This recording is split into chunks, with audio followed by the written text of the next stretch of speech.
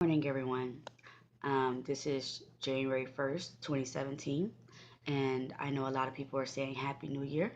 Um, I think it should be more of an awakening New Year. I think there's a lot of things that are going on, a lot of things that are happening, and we shouldn't get distracted by holidays that has been happening, for a very long time.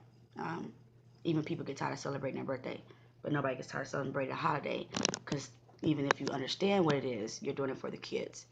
Um, I think this should be a year of no more excuses. I think where Christians love to read out of the book of Revelation, I think we should start living by the book of Revelation.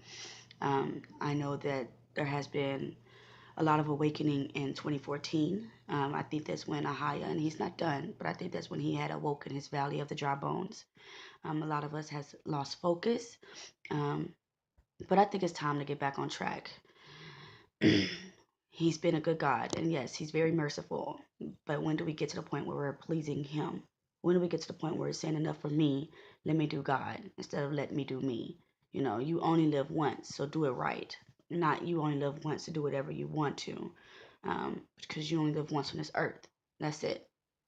But there is an eternity, and the eternity is based on your earthly values, your earthly doings, your rights, your wrongs, or your love, and not love for people, because the love for people say do whatever you want to people. That's the love for people. But the love for God is saying I abide by what God say, and what God says is right, period, point blank, period. There's no question about if the Most High is right or wrong. He can't be wrong. He is God. So I definitely feel like 2017 should not be a year of excitement. Yes, thank God we made it. A lot of people didn't make it this far this year. A lot of people didn't make it. A lot of parents didn't aren't able to enjoy their children this year. And my hearts go out to those families that didn't get to walk into the new year because a white cop decided to kill their child. I'm sorry. I'm sorry that there were um, gang bangers, Bloods, and Crips on the road that don't know who they are, that have lost their consciousness because of their ancestors, and they are still living in their curse. I'm sorry. I'm sorry. I'm sorry that my ancestors did what they did and brought us to where we are. I repent for my ancestors' sins, and Lord, forgive my ancestors for what they've done. But this has been a journey for me. Following God is not just a belief, it's literally a journey. It's literally a journey from the physical realm to the spiritual realm. It is literally a journey. If you don't feel like you're going on a journey, yeah, people have ups and downs, but you'll know what I'm talking about. If you don't feel like you've been on a journey where you've lost it all, but you had so much faith in the Most High that you rejoiced in you losing everything, then you're not on the right track. I know if you haven't stopped eating certain foods, if you haven't stopped saying certain things, if you haven't tried to grow, then you're not on the right track. Everyone falls short of the glory, correct. But he didn't say everyone keeps falling short of the glory. Every man has sinned, and anyone that proclaims that he has not is a liar. Correct. But he didn't say every man has to continue to sin. He said, repent, because the kingdom of heaven is at hand. That was the fifth thing Jesus said when he came to the earth. That was recorded in the Bible. Repent, because the kingdom of heaven is at hand. God didn't play then, God didn't play now. Yeah, he's still loving and merciful, just like parents are. If you're a parent, you understand how to be loving and merciful to your child, but you also understand that once your child has gotten to a certain point, then you're done. Then you've washed your hands clean. And while we have convinced God to be anything different, I'm not sure. But that's just an allowance of the enemy to tell you what the enemy wants to tell you, to divert you in the way that the enemy wants to divert you in. God has been so much more merciful to us than he did in the Old Testament.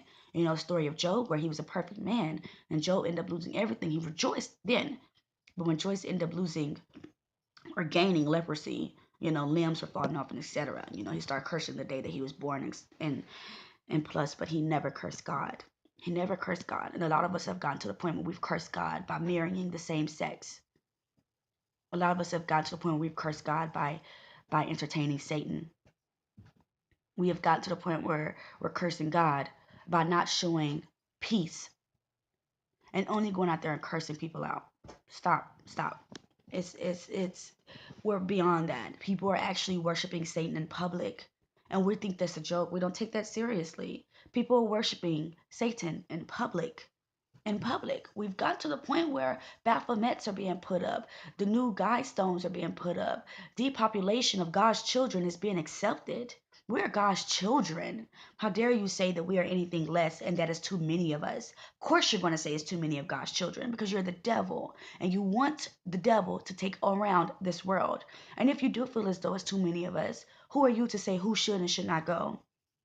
We are all sinners. There are people in this world that are sinners. But there is still a chance to repent. That's what made God good. Not because, he is allowing you to continue into your sin until the Messiah comes back. It's because he allows you and give you the opportunity to repent. And even the angels rejoice in one child of God repenting. Just one. Christ said that if you have 100 sheep and then one leave, it is better for you to go get that one sheep than to stay with the flock because you are saving. And that's how the angels feel. So this has been a very 2014 I woke up. 2014 God woke me up. I was a different person then. My name then was Tyranny, physical realm, and the Most High gave me a new name named Ira. That is my Hebrew name and it stands for awoken. It means awoken. Awoken. Awake. I think of the Matrix every time I think of anything being awoke. The Matrix, awake, awake.